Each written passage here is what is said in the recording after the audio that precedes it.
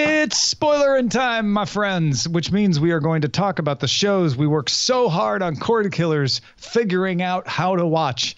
This week, we're going to talk about Deadwood, episode 5 of season 3, Preacher, season 3, episode 5, and the movie Sorry to Bother You, which led to some hilarity in the theater where I went when they said, "Sorry to bother you, the theater is open." And people were like, "Okay, but for which movie?" I'm Tom Merritt, and he's Brian Brushwood. Hey, man, I'm Brian Brushwood. As always, let's take a moment and peek in on our movie draft. Why?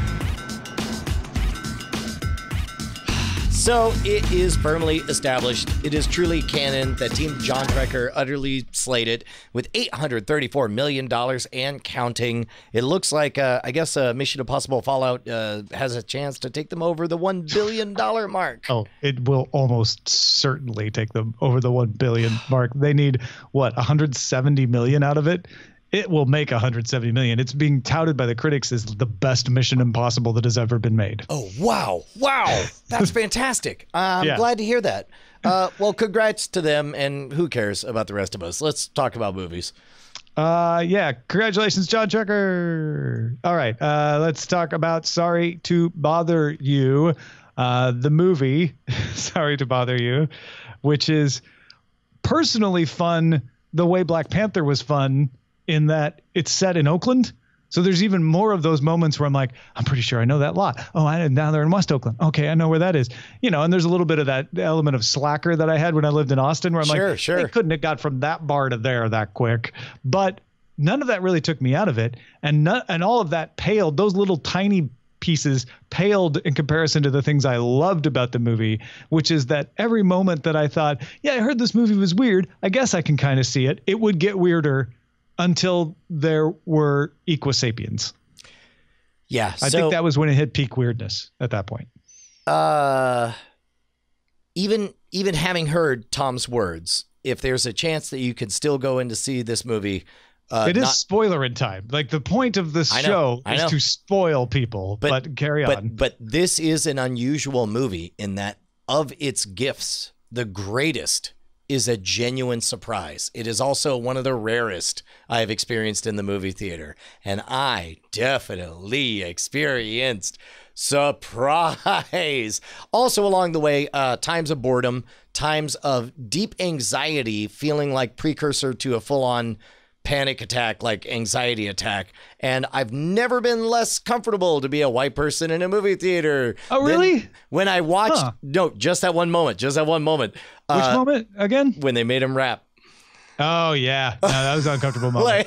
That was, that was just an uncomfortable moment. I have seen that sort of thing happen in real life. I believe not to that level of exaggeration, but that conversation of like, so you can rap, right? And the guy's like, no, I can't rap. Like, oh, come on. You know, and they didn't make that person perform. So again, not to that level of exaggeration, but I'm like, oh yeah, that is bullshit that happens. Yeah. So, man, hard left turn. If you say, let's assume you've seen the movie. That's the point of the show, Brian, is that we're spoiling people. I know, but this is a precious gem that needs to be handled delicately. Everything we talk about in Spoilerin time should be like this.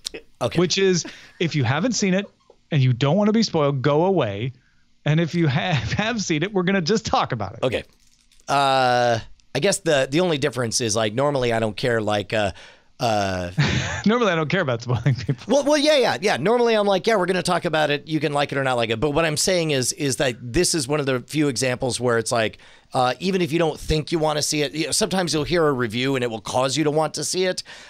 This is not one of those movies. That's not what we do here. Yeah, correct. This is not reviews. So this movie successfully opened with an instantly identifiable thing. Main character sitting there in his bedroom saying a version of words you have heard me say on this stream that I said in the Texas Monthly podcast, where it's like, look, our dumb, stupid bodies crumble into dust. And if you're very, very lucky, then you've sung a song that echoes just a little bit longer than your dumb, stupid body. And he takes it a step farther, like, what does it matter? The sun's going to explode or whatever. And meanwhile, you've got his wife or his girlfriend who lives in the moment and is like, no, it's fine. What we have, the present, it's a gift, and so on. I'm like, I'm in on this. He goes to work in a corporate environment where he feels like he's selling his soul. And meanwhile, what he wants to do is whatever the song in his heart is. I'm like, oh my God, I so identify with this. And then, the theatrical conceits, the universe is crazy, directing styles awesome and all that stuff. But then at some point, I recognize the difference between, No. Brian doesn't just identify with this character to remind him of what it was like to work at Dell in 1999. Now Brian just bought property and is a boss to people or whatever. And so as a result, all of the rich, evil corporate Americans or whatever, like that was just like, oh my God. There was this moment, the panic I felt like if even one person thought that what they're showing is who I am, there was this brief flash of me. It's so excoriating, so visceral, so harsh that I had a flash of like, I'll sell everything. I'll tell everyone they're fired. And I'll just, I don't know that I could stand up to that judgment. So I'm going through this big journey. So you regret the idea of housing people in limited situations to work for you at guaranteed wages and turning them into horses is what you're saying. We've leaned in on all the hilarious cult compound imagery or whatever, but this movie made all of that very not funny to me suddenly, Yeah. And then, so they successfully convinced me that corporate America is a piece of garbage. They convinced me that the main character is a piece of garbage because he can't keep a promise to his friends. And then they even managed to convince me that his girlfriend is a piece of garbage because for all her talk about doing your own thing and being true to yourself, turns out she's exactly the sellout that she is and turns on her Lily Allen voice at this to sell art to rich people. And so here we are at the end of the second act. And I think, okay, Mr. Director, you done did it. You really made me feel what a problem we have in all of society. I'm ready for your answer. What's the right answer? And the answer is, I don't know. I'm going to make a horror movie. And it just really see that's not how I see this movie at all. At all. Really? I see this movie so differently. Oh, interesting. Okay, because what I perceived it as is it's they live for the 21st century. It's doing a interesting job through parody and over the topness of telling very real harsh truths about the ugly parts of capitalism and so on. And then, but you didn't feel like Cassius reached a resolution with those things?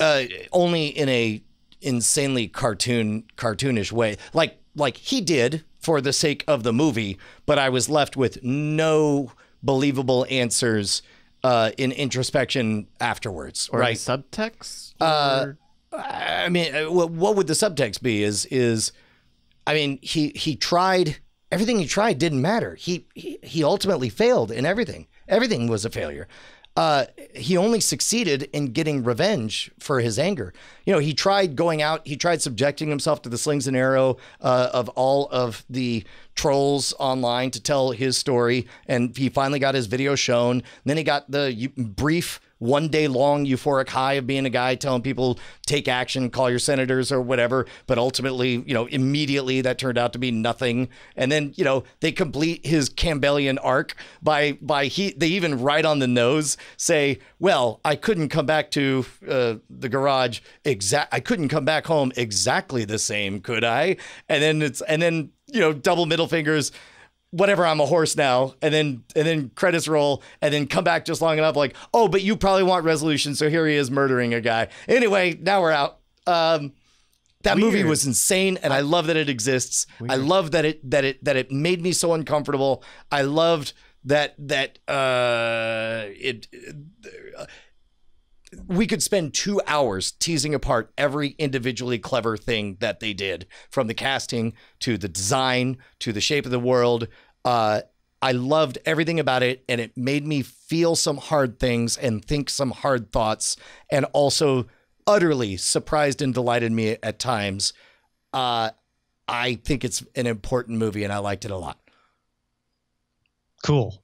I saw somewhat of a different movie, but I feel the same way about it in the end. So I'm not sure how important that is, but I felt like these people were real, and their world is so cartoony, but because of the contrast, their feelings and the way they feel feels more real. Most people feel the way these people feel, in that they don't think they can get ahead against a rigged system. And so the only way to get ahead is to trick the system and or luck into something, which happened. Both of those things happen, or fight against it, which also happens. And even if you do that, you won't win. And I felt like that was one of the central messages here is like, yeah, we have a system where the majority of people have the odds so stacked against them that it is unlikely they can rise. And even if they do rise, most of the time, they aren't going to rise the way they thought, and they might have to be doing things that they are uncomfortable with. It's not a literal movie. It's imparting like, this is how a lot of people feel.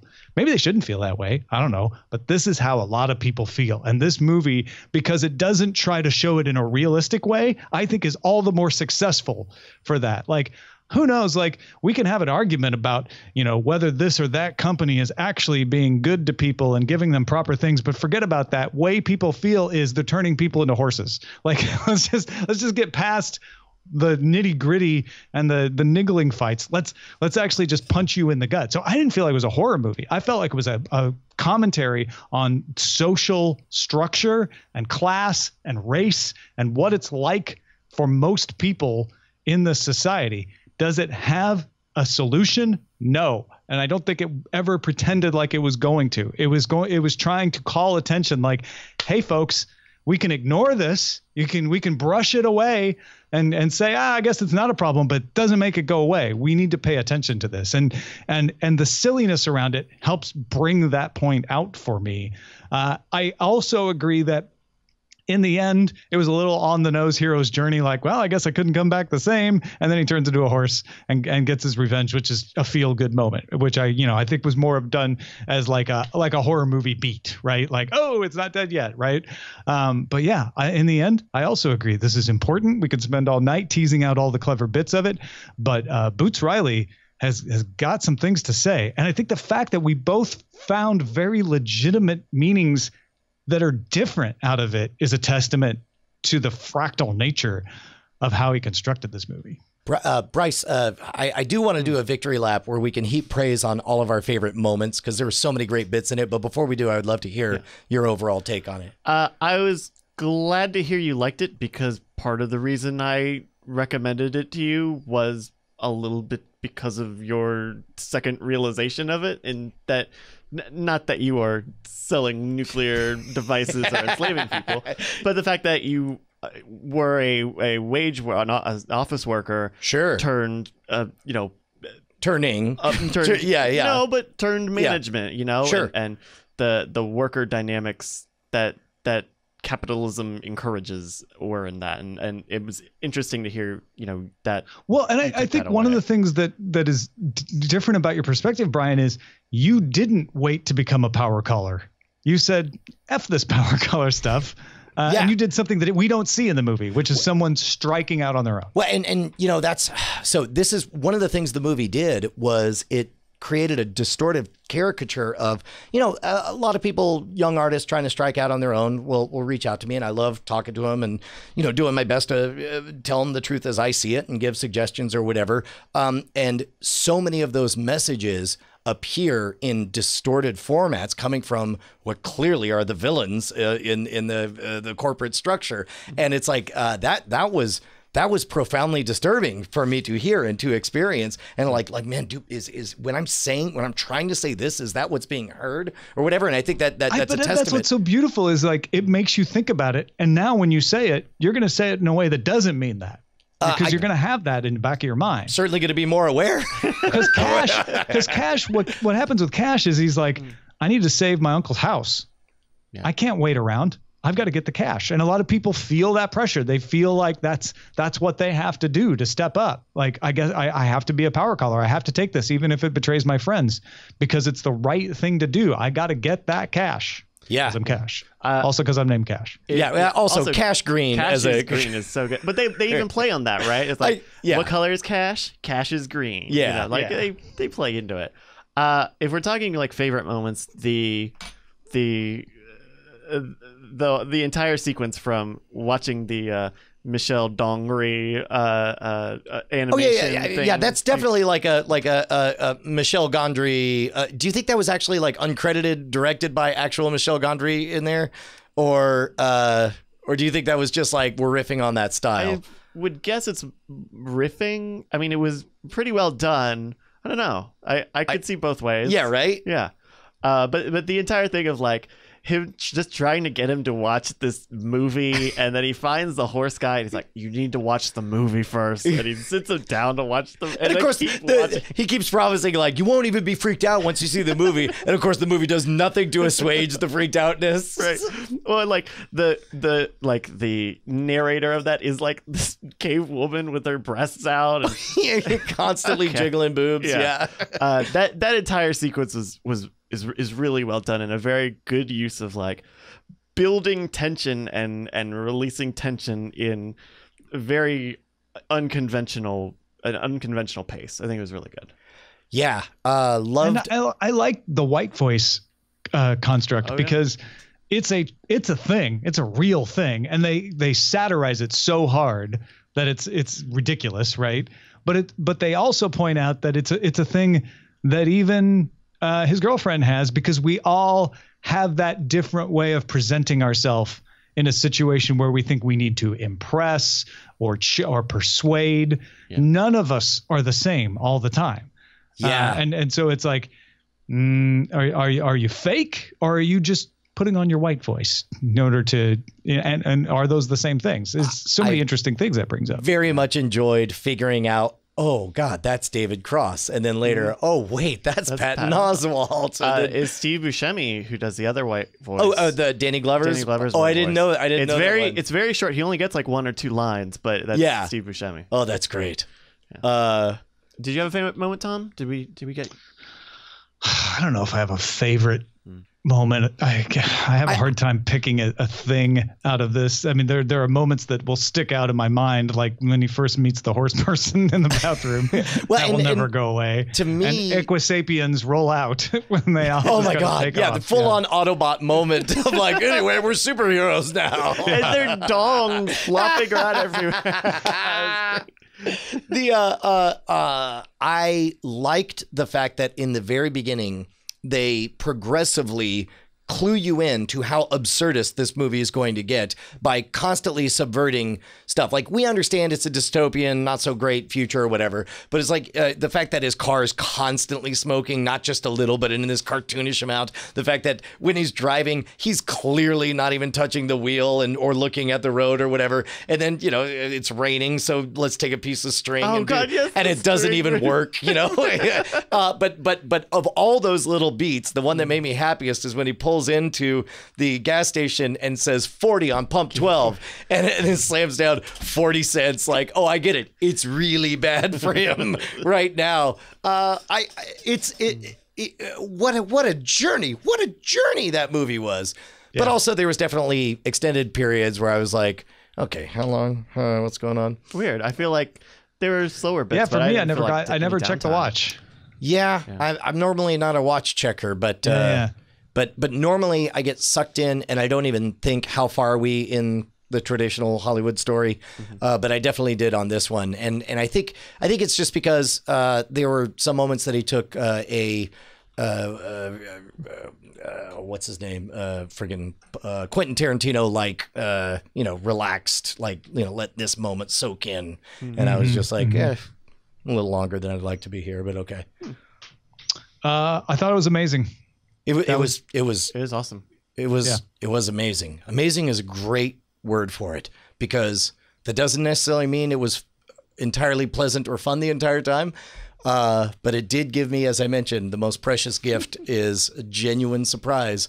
And hoo boy, is there genuine surprise?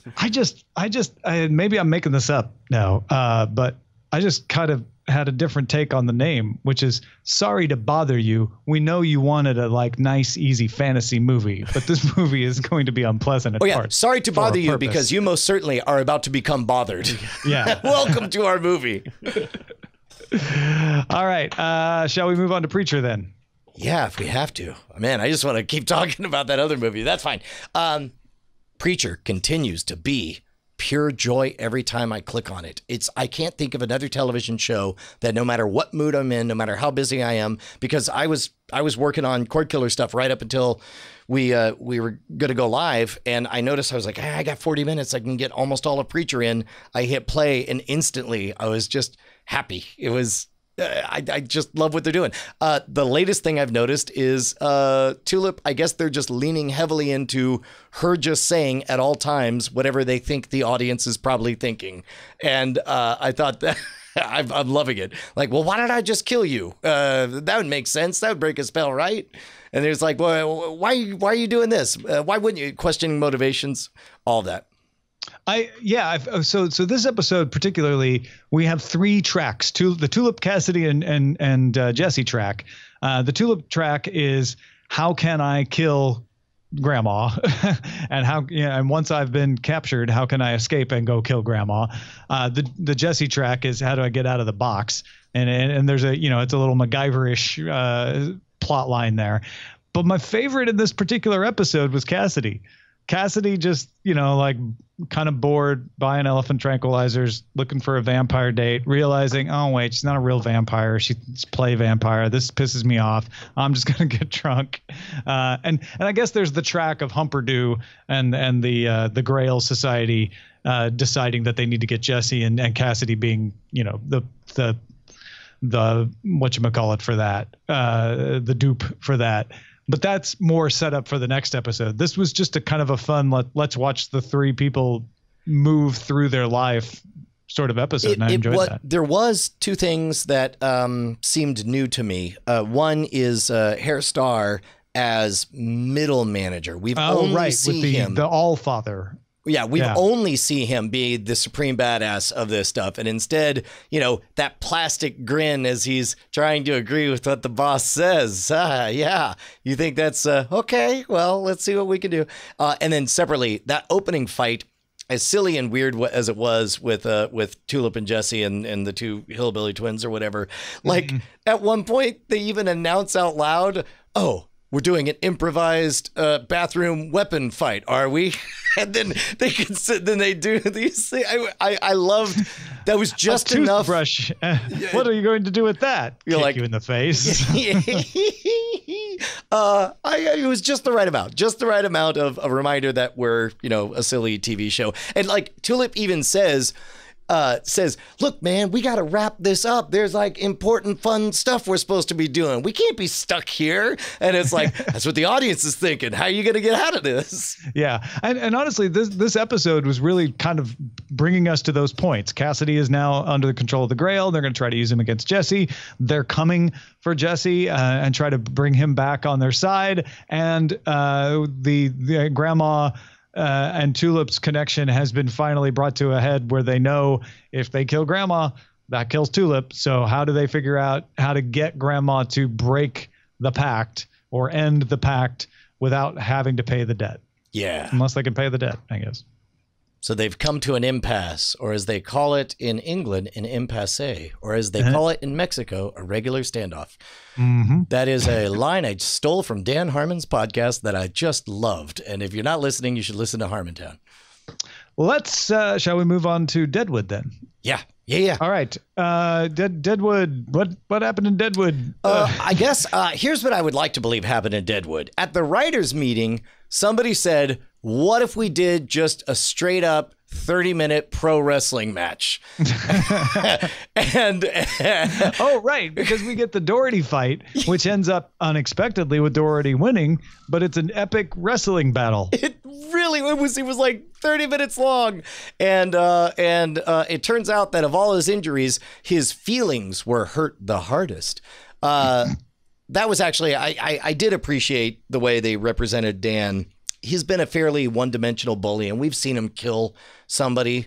But that moment when they're trying to make Dan feel better, they're like, he won't come out. He's stuck in there. You want to go talk to him, boss? And Swearingen quite rightly says, if he wants me, he will ask for me. What he's really dealing with the fact is that he ended a man's life and watched the light go out of his eyes by his own hands. He's not done that a lot. And no one else is going to help him. He's going to walk this road alone. Right. And then separate, I guess we also saw Raylan arrest Hearst. You mean Bullock? Yes. Sure. Yeah. Well, Hostetler, we got the Hostetler deal done, but then it ended up with Hostetler killing himself. That was another major moment.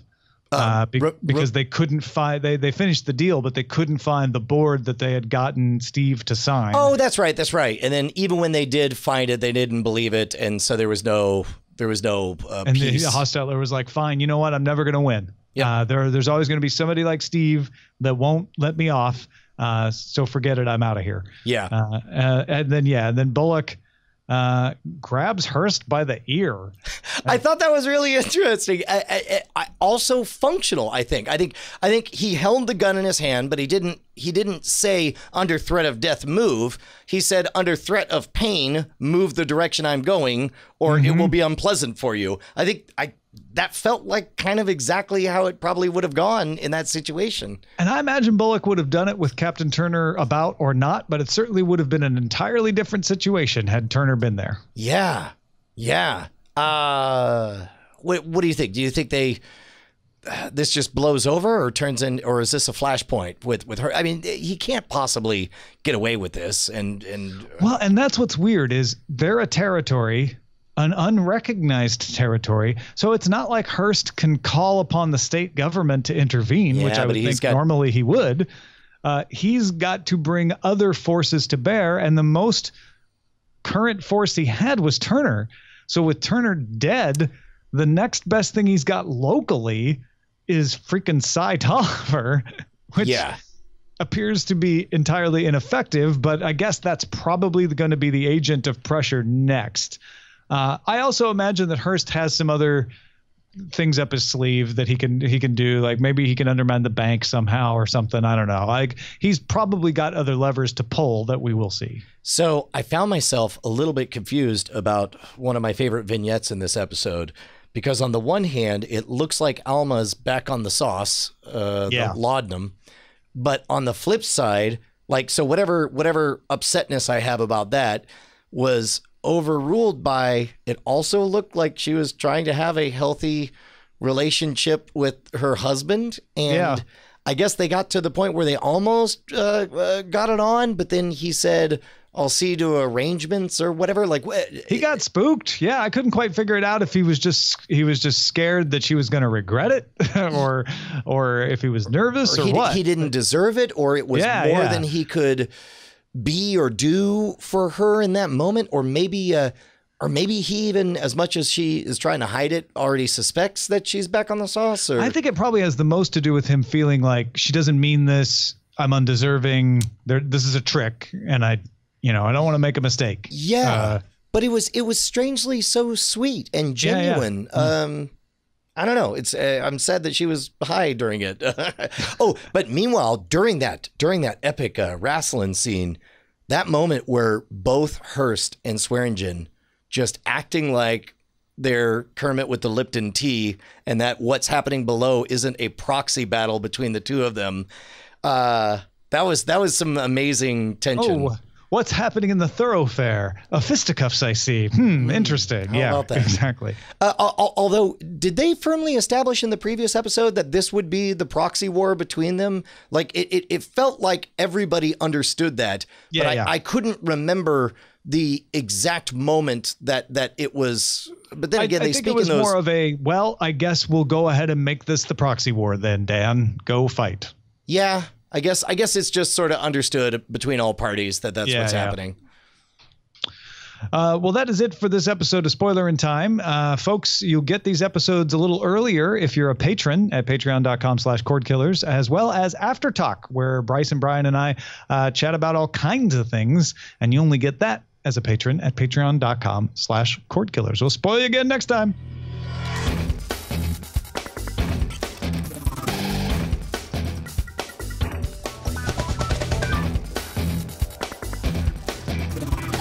Diamond Club hopes you have enjoyed this program.